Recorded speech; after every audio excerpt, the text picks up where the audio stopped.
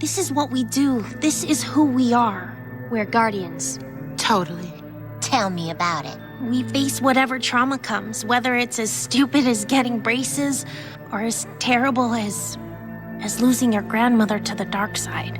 As long as we face it together. It's about to get traumatic.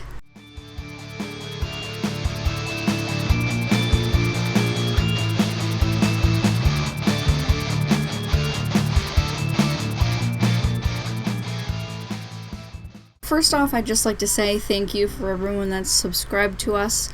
If you want to see more about behind the scenes stuff, I would like our Facebook page, Digital Bloodlines, and you can follow me specifically on Instagram at ShySky47. I will not friend anybody on Facebook or anything. Instagram, you can follow me on there. So, I just really want to say that I love having an excuse to sort through these comics like no tomorrow and reread and analyze and do so much with them, and thank you, which is my passion. Okay, let's get started.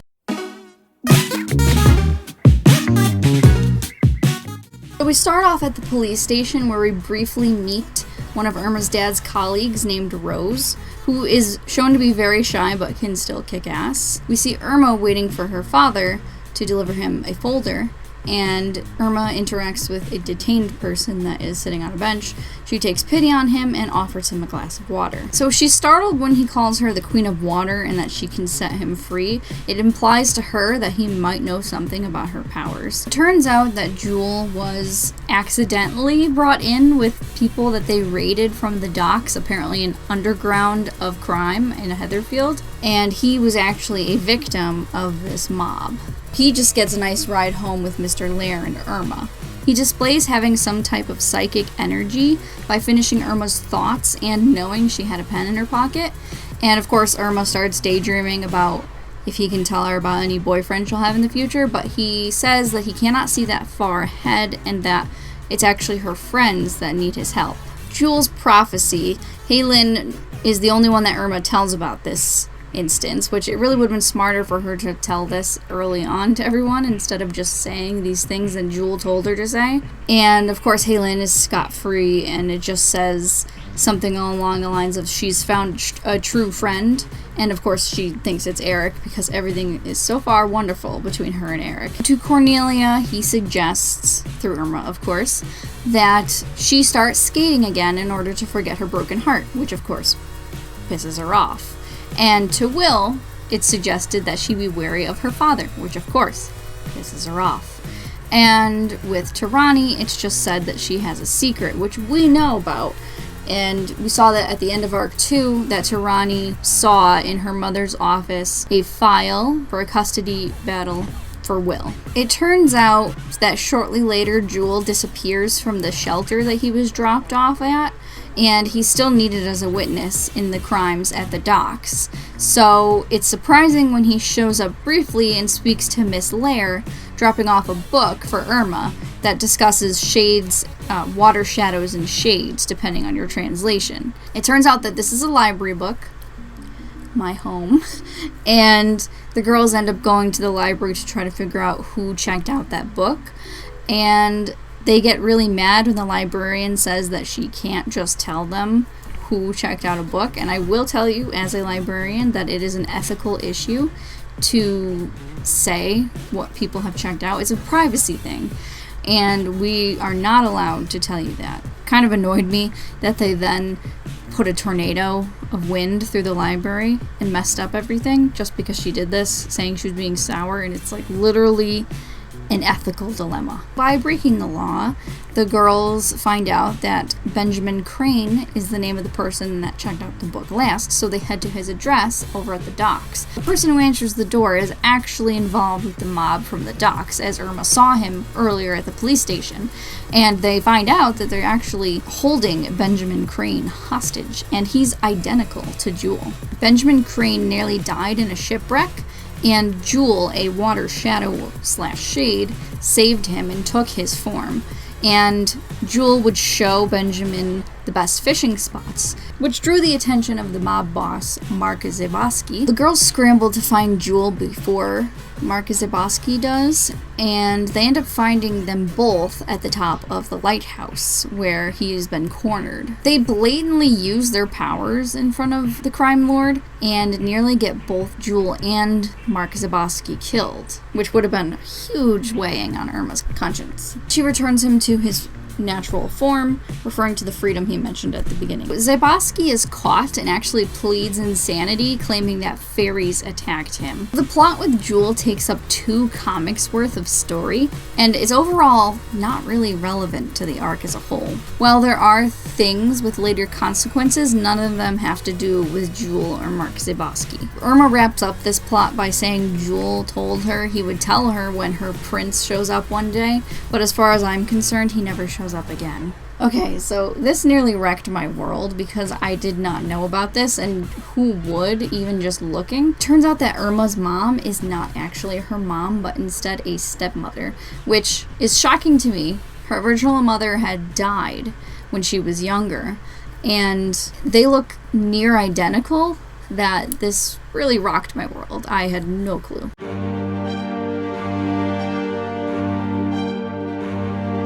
Okay, now to finally wrap up everything with Will's dad. Due to some pushing from Tirani, her mother shows up at Susan's house and tells her of the impending custody battle for Will to kind of prepare her.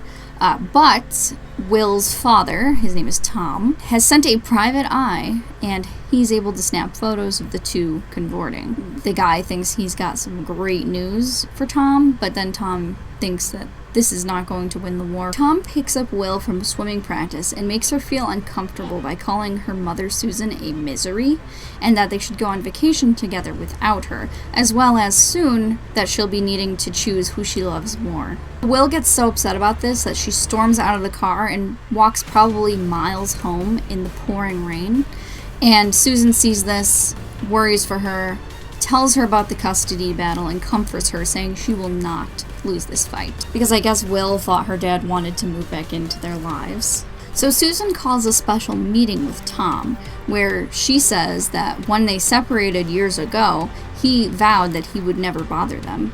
However, Tom wants money in exchange for dropping the custody battle, and if he does not receive it, he will win.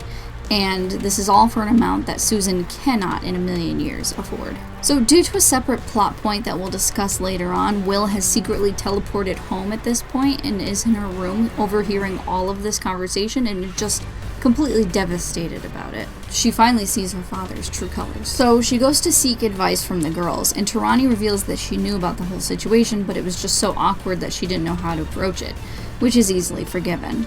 However, the girls decide to take this matter into their own hands and try to prevent those photos from getting to court. Will and Tirani go to seek out Cadma, one of the previous guardians that had been stalking Will's life, so likely she would know much about Tom.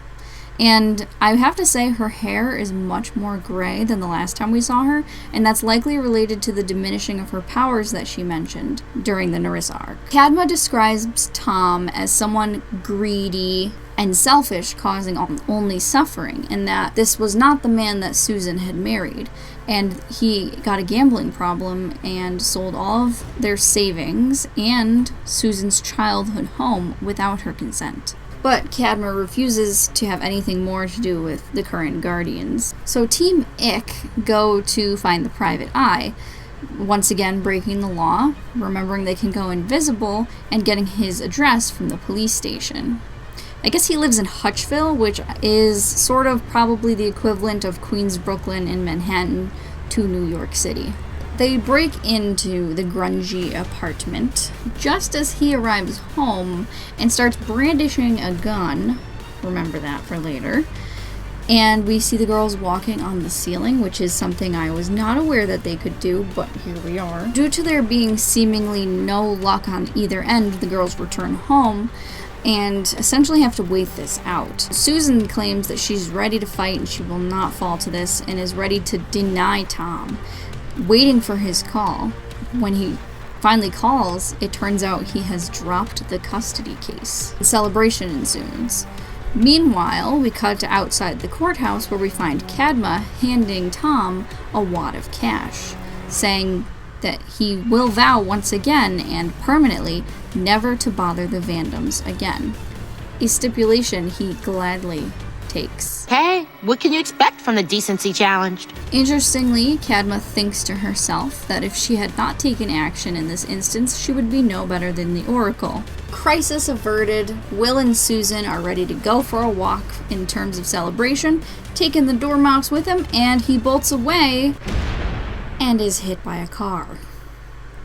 They rush to Mr. Olson's pet shop to see if he can do anything, and sadly, Dormouse has to be put to sleep. It is really, really unnecessary, in my opinion, that they killed off Dormouse. I don't get why they would have done that. I mean, Irma can have a turtle just fine. It's not like it's dying because she's doing missions. Later on, we see her working in the pet shop, and she can't help but see Dormouse's face in this adorable brown bunny. So, sadly enough, the cover for this issue is actually Will and the Dormouse, just to crush your heart every time you look at it. So even way later in the arc, Will has a dream vision of Dormouse when her computer is trying to wake her up to tell her a message, meaning that even way later, she's still grieving. To lighten the mood, if this scene were to be done in the TV show, it would have gone like this. Due to Mr. Huggle's powers.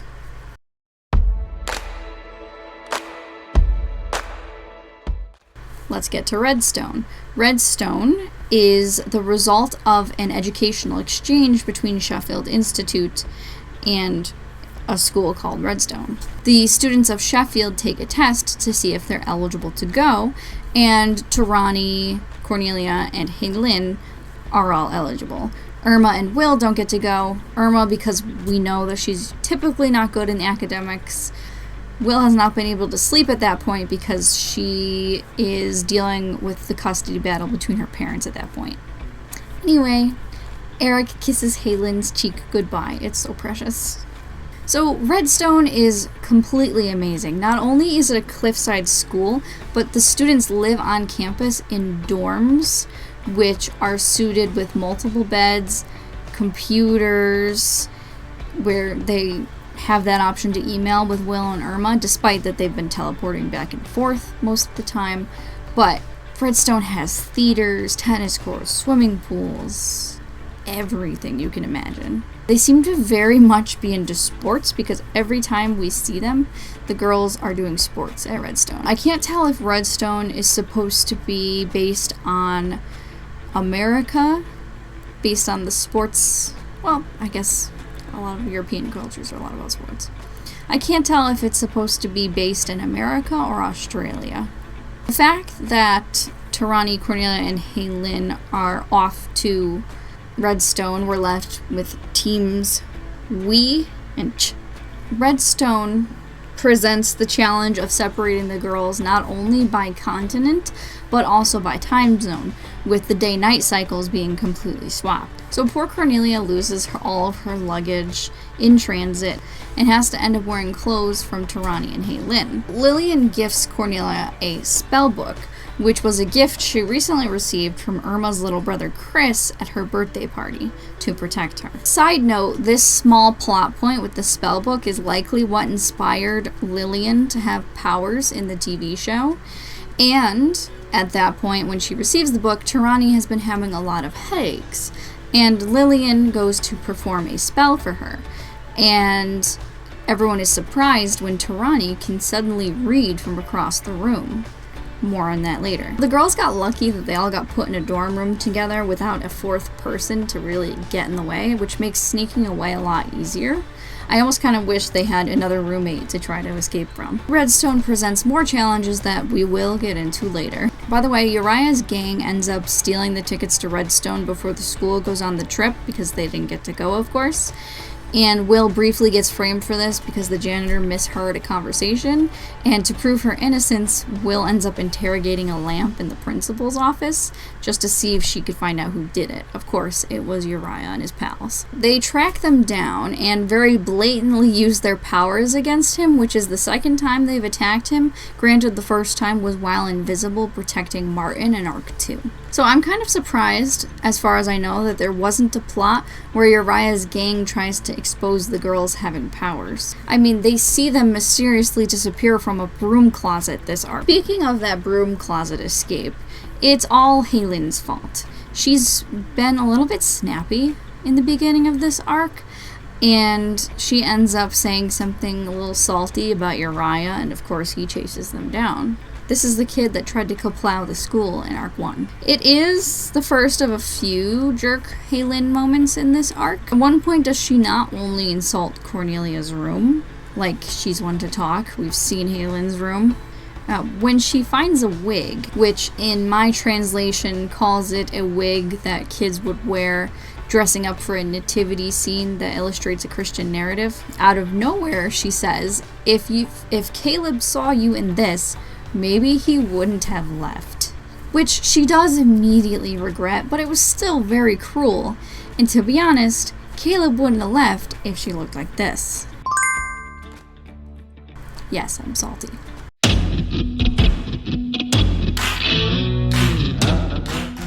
So cutting back to the point about Tarani having headaches and suddenly being able to see very well, the girls head to Kandrakar and try to ask the Oracle what the heck is going on.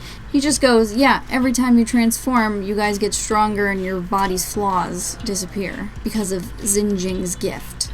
The person that created the Heart of Kandrakar, I guess, put her life force in there and it's supposed to heal the Guardians.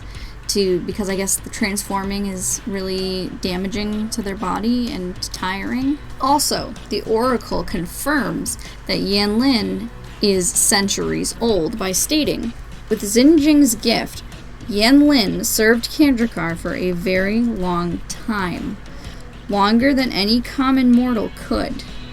So we're going to reflect more on that, hopefully in a chicken video that I am hoping to do at some point. Tarani is infuriated by this, possibly because this would have meant they would have lived an extremely long but young life, essentially barring them from ever living normally. A factor that maybe should have been mentioned long ago. And I have to say, this constant betrayal of trust for the greater good is likely why Nerissa and Kadma despise him so much. As a result of this, Tarani declares time off from being a guardian just to sit back and think about this after he cockily replies, "No need to thank me." I want to point out Tarani's quote here. She says, "I want to go back to my usual self, glasses, nearsightedness, and all," which is mirrored in season 2 of the show when Nigel says, Being the good girl, the smart one, the perfect child. I don't know. The sweet thing is, that's kind of what I like about you. Glasses and all. So in the meantime, Tarani wears fake glasses, using heat to turn them into just glass, and from then on starts ignoring the Oracle's essentially rude interruptions into their lives. I mean, he calls them during class in the middle of the night. And my favorite one is where she's pretending to be sleeping when Cornelia and Halen come back from Kandrakar. Like, the whole room just didn't light up like it was daytime. First time Tarani doesn't show up in Kandrakar after this, the Oracle is a little salty, asking the group if he should expect any more surprises, to which Will gives him a little snap back. But it's kind of weird how he puts away her power here, saying they'll have to do without her energy, which is something that really hasn't been done or discussed before. Where in Arc 2 we just saw that aura mirrors mirrored the girls in the sense that they would just move separate apart, not be poofed away.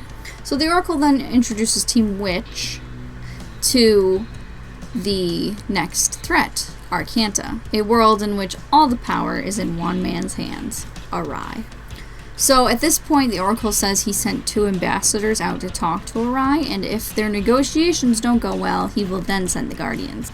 So lurking over in the shadows with Tibor, is a woman named Orube, who was Luba's pupil, who actually blames the Guardians for her death, and she expresses distaste for them.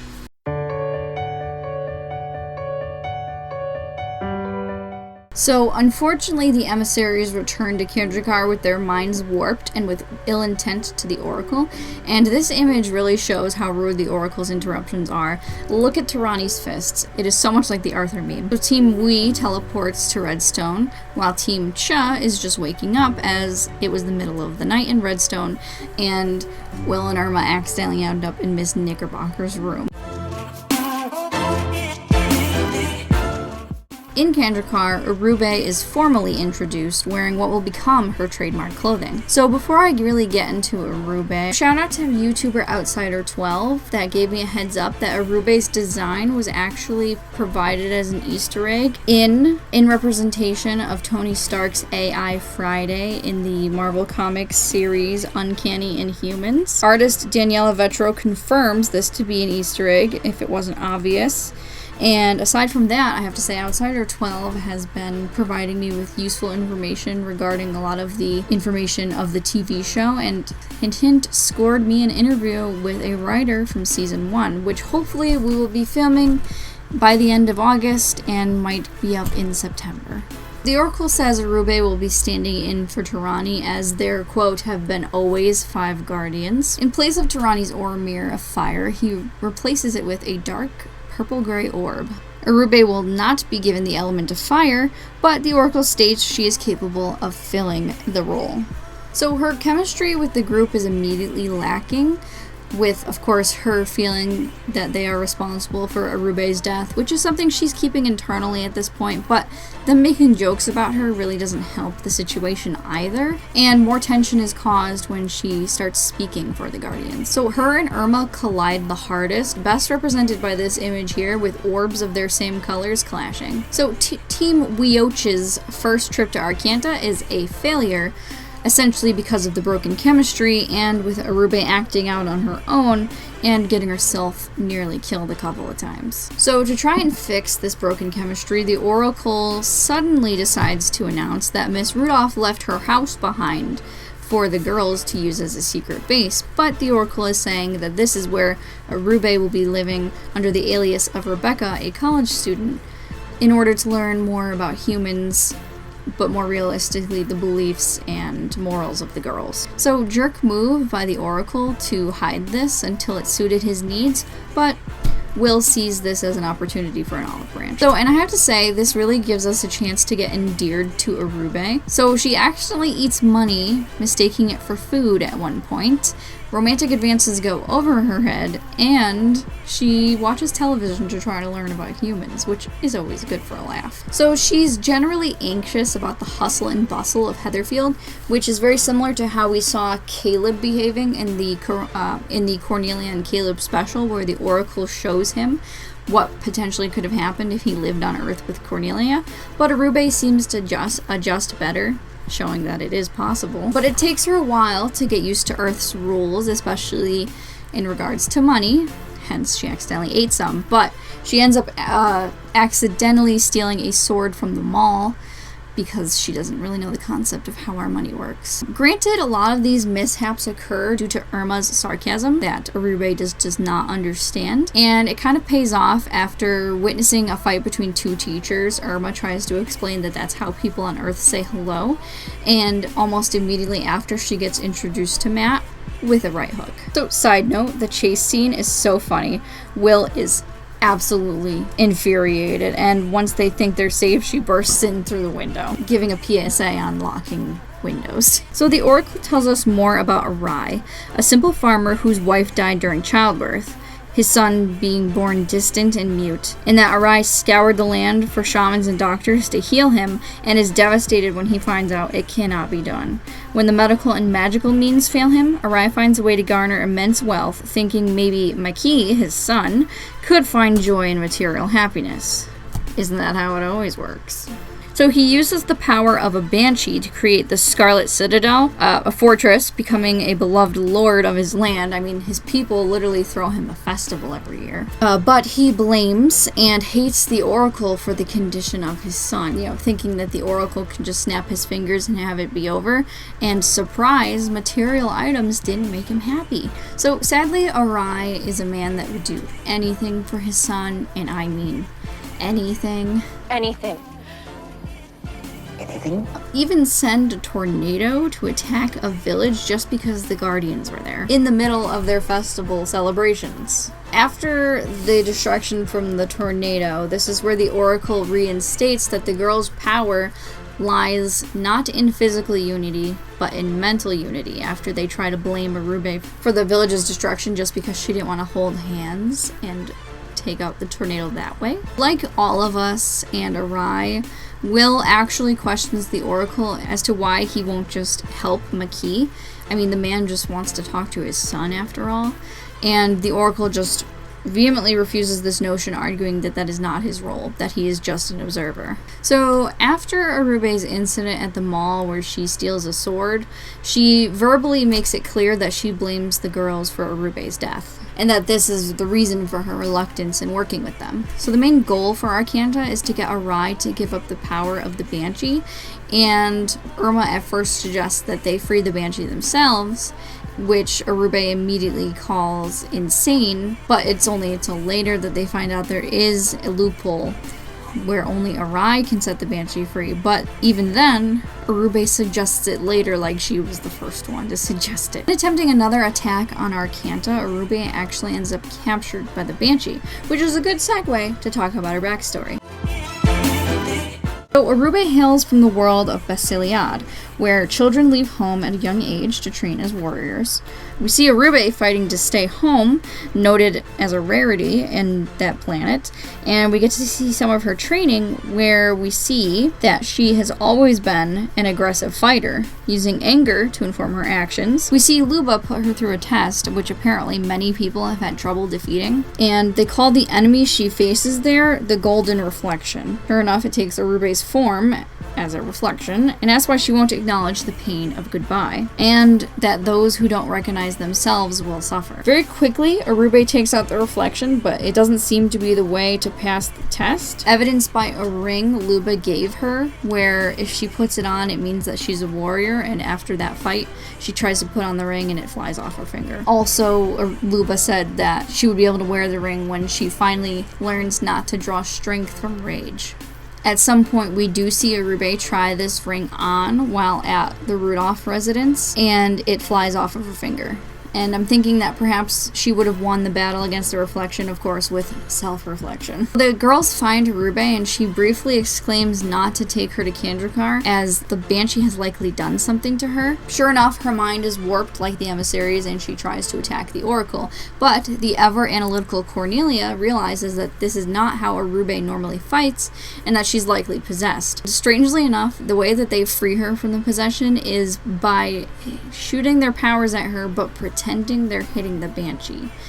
It's a little silly. So this makes Orube feel more connected to the girls, and her and Will end up bonding over tea, where she explains that in order to impress her father, she wanted to become a great warrior, and she feels that she lost herself in that effort. Because on W.I.C.H, apparently only combat skills matter. And she only realizes now what Luba wanted to teach her, which is essentially to keep your own spirit and dreams and your own humanity. Essentially, don't become a mindless warrior. And after that conversation, she tries on Luba's ring, which now stays on her finger.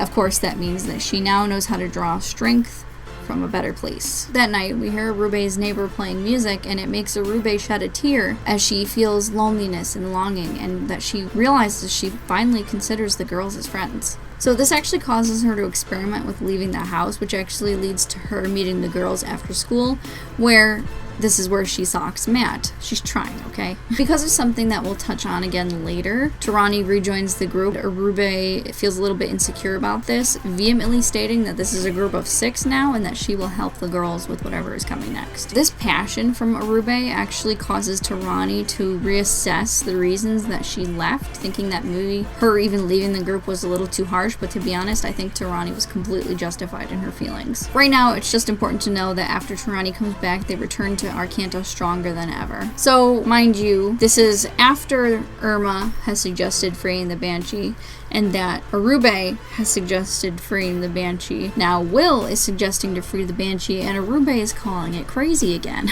even though she suggested it just a few chapters earlier. But she says okay with it. This is my favorite thing that Orube does in this arc, where she actually questions why the girls can't fly if they all have wings, and they don't even have an answer for that. Thank you for saying what we were all thinking, Orube. They decide to sneak into the Citadel by going invisible, which is only ever a skill conveniently remembered, but they end up accidentally running across Maki, who can somehow see them, and ends up running away straight into the hands of the Banshee. Irma, however, is able to kick her butt. Unfortunately, Arai returns home to find Maki unconscious by Heilin once they get him away from the Banshee. Of course, Arai blames the Guardians. Quick side note, Maki may have run away because of a bedtime story we see his father tell him at one point, that the Oracle and the Guardians of Kandrakar are bad, and thus maybe he recognized them and bolted. So for now, the girls retreat once again.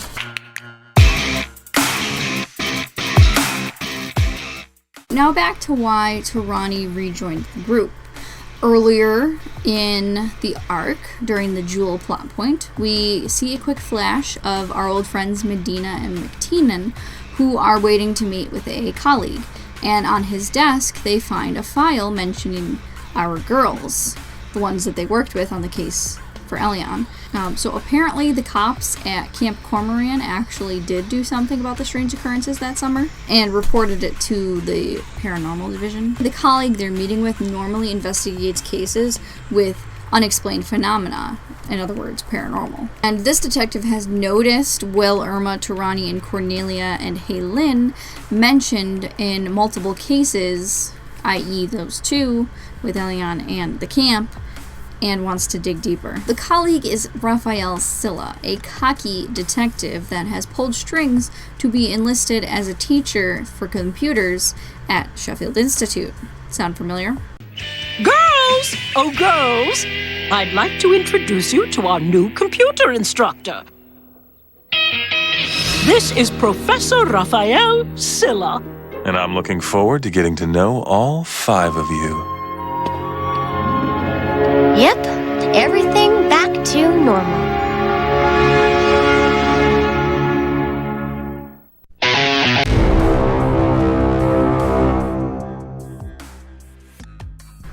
Anyway, the guy's students think he's rad with his scooter, the girl students have crushes on him, but our girls get the heebie-jeebies from him, and rightfully so. He's stalking them. Getting Benjamin Crane's address at the library, he was there. Using powers on the henchmen, he was there. Disappearing not once at the docks, but again hiding from Uriah, he was there.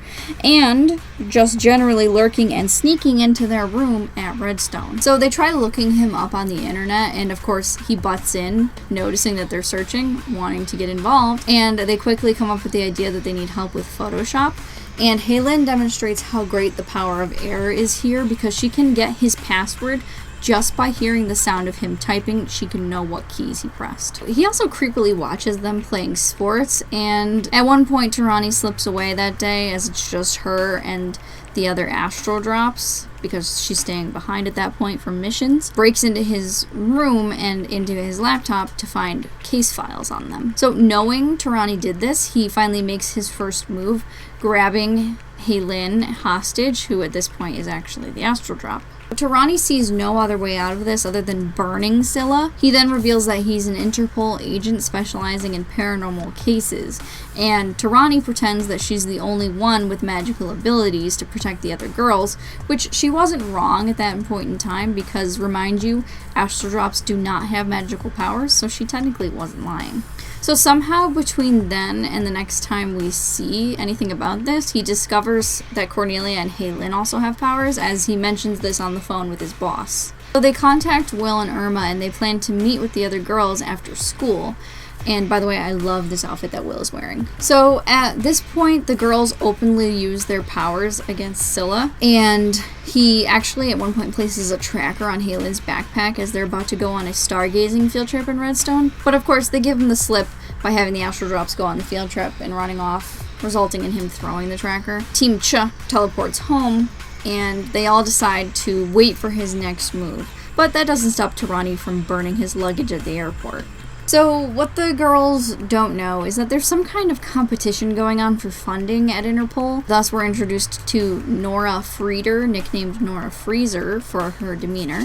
Turns out that she doesn't want Scylla's department, run by a guy named Jeffrey Brook, to get the funding that they would likely get if they were able to prove this case. Nora asks Medina and McTeenan off the record to tail Scylla. Find Scylla meeting with a man named Mr. Riddle that she mentions she's heard weird rumors about at the office, but they also almost catch the girls turning invisible. Mr. Riddle has been listening to the goings-on at the Rudolph house, as sensed by Orube. So when she's sensing being watched, they assume it's her neighbor, who actually has been caught spying on Orube at one point. When Orube first arrives in Heatherfield, she needs human clothes, and Will is trying to provide her with some of Susan's clothes, and having her choose between a black and a red dress.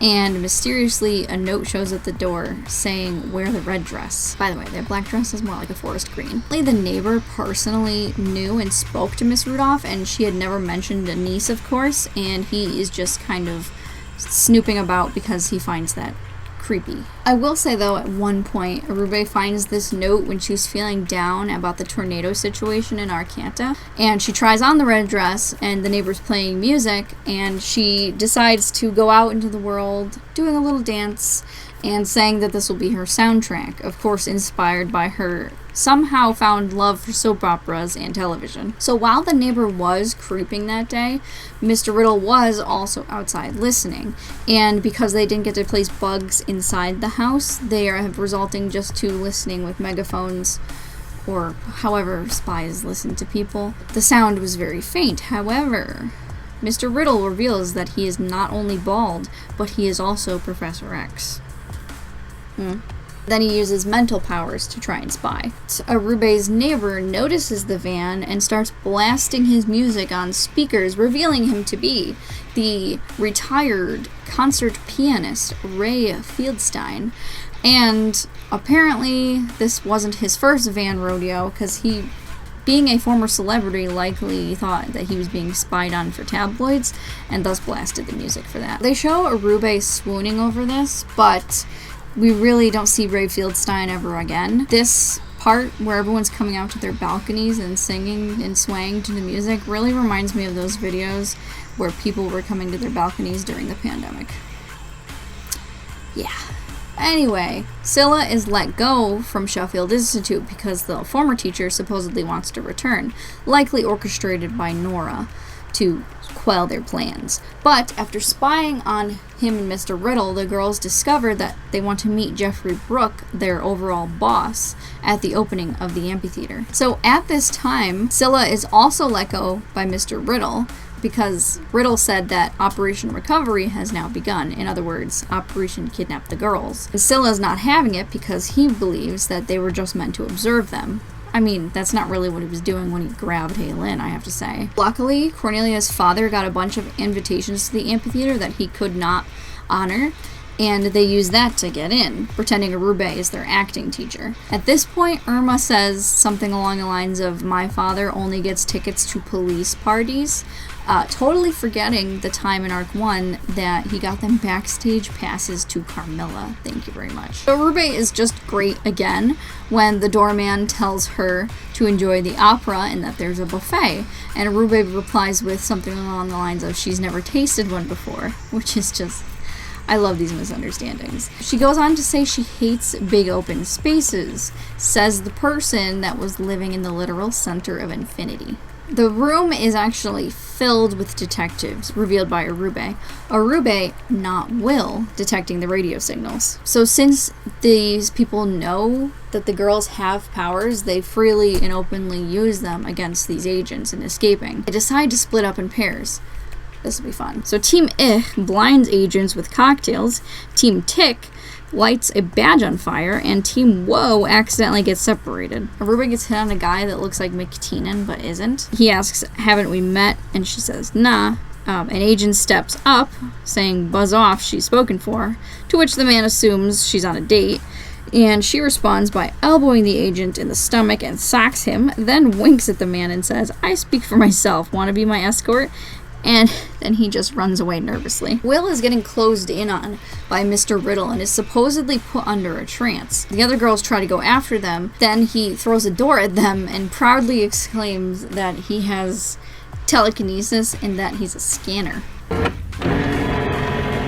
Which I have never heard that term before. Tarani almost kills Mr. Riddle, and it's deflected by Cornelia, which I guess it's an unspoken rule that the girls don't kill anyone, which I never really caught on to before. But they fly away and Will is captured.